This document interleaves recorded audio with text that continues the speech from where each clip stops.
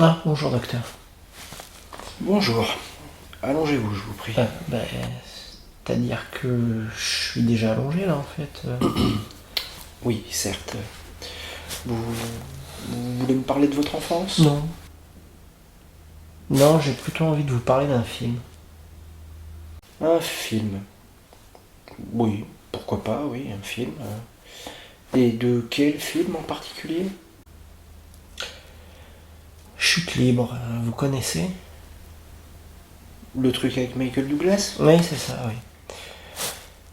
Vous le résumerez comment vous? Eh bien, je dirais que c'est l'histoire d'un homme, le prototype de l'homme blanc, hétéro, classe moyenne, qui un jour pète les plombs à cause d'une société déshumanisée et aliénante. Ok. C'est bien ce que je pensais, vous dites de la merde. Générique. On n'a pas de générique. Ah. C'est fâcheux. Comme c'est censé être un one-shot, on s'est dit que... Fort bien. Donc, Chute libre est un film sorti en 1993 et réalisé par Joel Schumacher, Jojo, qui avait réalisé le correct Phone Game, mais qui a aussi commis des trucs comme Batman et Robin et Batman Forever. Oui, je sais.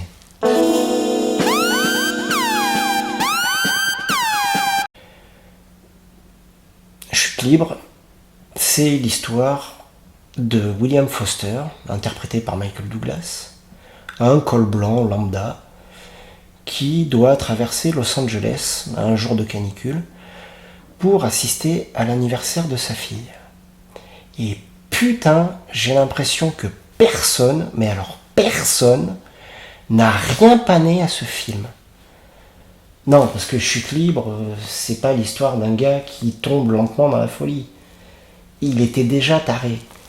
Il était déjà ultra violent avant que le film commence. Alors oui, je sais, je vous entends, vous allez me dire, ah ouais, et comment tu le sais? Joyeux anniversaire, joyeux anniversaire. Gâteau? Tu veux pas de gâteau? Alors ma puce, tu peux prendre le nounours. Allez, c'est l'heure de faire dada. Oh, c'est bien de faire dada, c'est bien. Cocotte. Cocotte, c'est ça. Ben, s'il te plaît, Ben, assieds-la sur le cheval. Attends. Nom d'un chien, bête, mets-la sur ce cheval. Voilà. Attends. Cocotte. Cocotte, mets-la sur le cheval. Et pourquoi faire? C'est pas la peine de la forcer comme ça. J'ai acheté ce foutu cheval. La VHS, les gars. La vidéo où on le voit interagir avec sa femme et sa fille. Et de manière générale, tous les moments où on le voit parler avec sa femme. Je veux dire, ce gars-là, c'est un red flag qui sait faire les nœuds de cravate. Je comprends pas que tout le monde soit passé à côté. William Foster, Defense, c'est pas la victime innocente d'une société aliénante et déshumanisante et je sais pas quelle autre connerie. Le gars a toujours été barré. Et c'est pas la canicule, son divorce, le fait d'avoir été viré de son boulot, ou un épicier coréen qui l'a rendu dingue. Il a toujours été borderline, dingue et potentiellement dangereux. Bon, alors laissez-moi le redire clairement. William Foster a toujours été un fou dangereux. C'est l'antagoniste du film. Merde, je comprends pas que ça passe crème. Et que personne ne voit le truc. En plus, ça pourrit complètement le message du film. Je sais pas ce que Schumacher a essayé de faire avec ce film. Ça me rend dingue. Je veux dire, prenez Edward Norton dans Fight Club. Bon, son personnage, mine de rien, on peut s'y attacher. Parce qu'on voit la trajectoire de la chute. On le voit sombrer et on comprend pourquoi il sombre. Et le personnage de De Niro dans La Valse des Pantins. Bah si, La Valse des Pantins, on en a déjà parlé.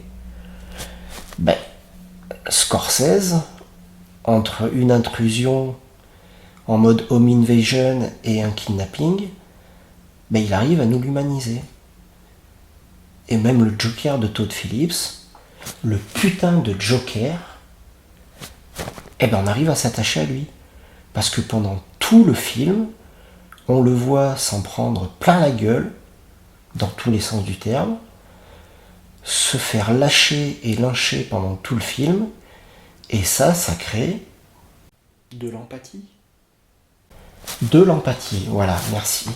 Et comment est-ce que vous voulez avoir de l'empathie pour un gars avec une bagnole immatriculée Defense, dont on n'a pas été témoin de la chute,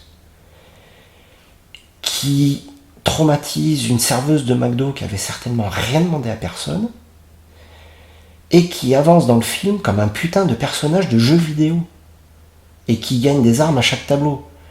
Je veux dire, le gars se balade avec un lance-roquette. Un putain de lance-roquette. Alors, qu'est-ce qu'elle a qui va pas, cette route? Elle a rien. Je le savais. Oui, je savais qu'elle avait rien. Je vais vous donner quelque chose à réparer. Merde! C'est quoi ce engin? Mais vous êtes dingue! Hé, Charlie! Oh non, merde! Charlie! Il y a un échappé de l'asile! Bon, là on est d'accord que c'est pas moi, il y a bien un problème. Alors c'est vrai que j'avais jamais vu les choses sous cet angle, mais... Oui, bah c'est bien ce que je vous reproche justement. Je veux dire, on nous demande d'avoir de l'empathie pour un espèce de sociopathe encravaté, dont on a retiré toutes les caractéristiques qui pourraient nous donner envie éventuellement d'avoir de l'empathie pour lui. C'est une division par zéro ce truc, je comprends pas ce film. Et ça va mieux en le disant? Ouais.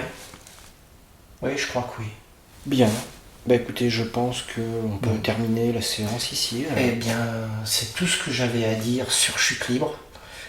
Par contre, je suis curieux d'avoir vos retours, histoire de savoir si c'est moi qui ai perdu les clés ou si on a tous compris la même chose. En attendant, je vais retourner voir Fun Game, histoire d'être sûr que c'est pas ça aussi une grosse... Merci. On se revoit à notre prochaine séance.